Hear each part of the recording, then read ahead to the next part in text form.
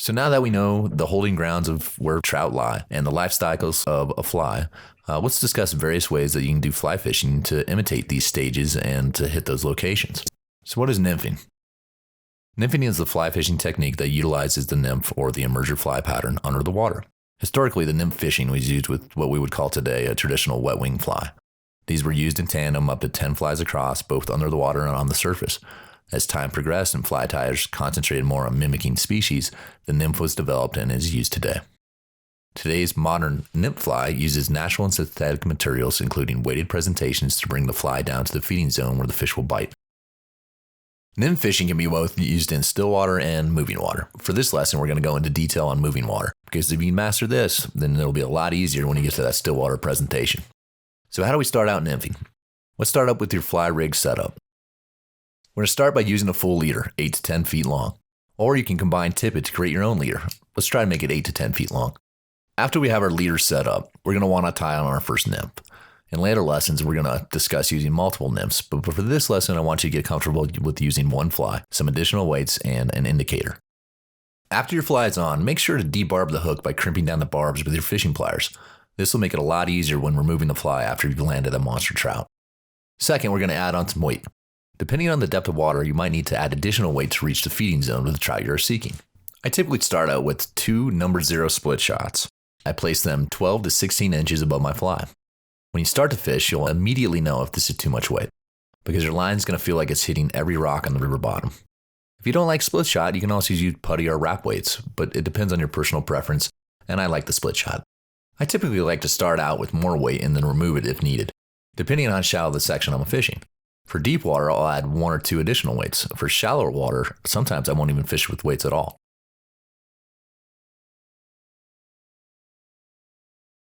Now that we have our fly and our weights attached, we need to add our strike indicator. So a strike indicator is an additional attachment to your line that helps you easily see if a fish is taking a bite or a strike. As you grow in your abilities as a fly fisherman, you're going to get to a point where you're not even going to need an indicator. You're going to be able to tell by the movement of your line or your indicator that you have a strike. I recommend using a clear bobber-style indicator. These are virtually invisible to fish under the water and will lead to more opportunities for catching monster trout. Now that we have the nymph rig set up, let's discuss the cast. Because you have additional items on your line, your cast is going to feel a little different than it did before with that little bit of yarn that we were practicing with. But don't worry, the best things about nymph fishing is that you can take it slow and you can get used to the weight of the line and how it will react. One thing to keep in mind when nymph fishing is we're not trying to cast our line 40 yards upriver. The largest fish that I've ever caught was just 3 feet off the end of my fly rod. The idea is to stay out of the side of the fish as you present them with an enticing meal. Start by casting your rig 3/4 upriver. Let it float by you and continue past you until your line is tight into the downriver side. Your bobber is going to start hopping on the water.